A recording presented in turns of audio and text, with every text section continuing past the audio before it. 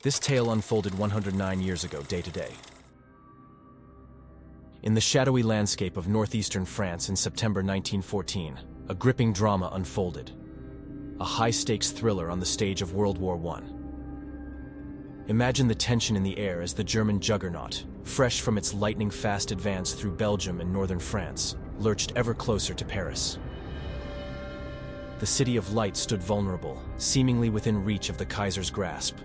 The world held its breath, for it appeared that nothing could halt the relentless advance of the German war machine. But amidst this dire backdrop, a tale of cunning strategy, unyielding courage, and sheer audacity was about to unravel. On one side, the German forces, confident in their might, believed victory was imminent. On the other, a desperate alliance of French and British troops, led by the brilliant tactician Joseph Joffre and the resolute Sir John French, faced an impossible mission.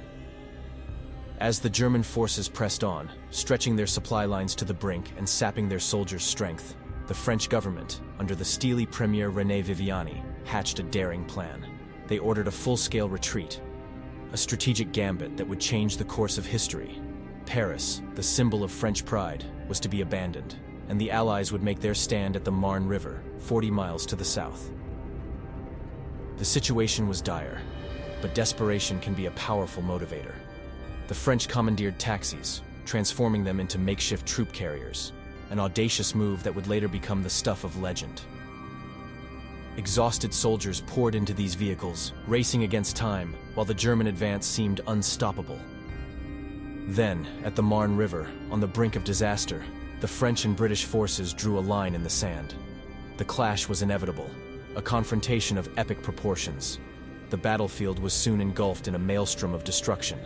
The earth quaked beneath the thunderous roar of artillery, and machine gun fire echoed like a deadly symphony across the fields.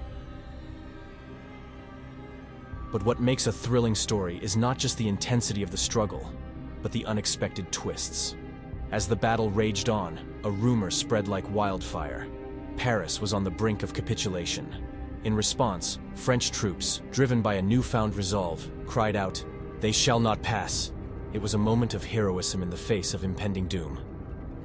Rain poured from the heavens, turning the battlefield into a quagmire, and the fighting became even more treacherous.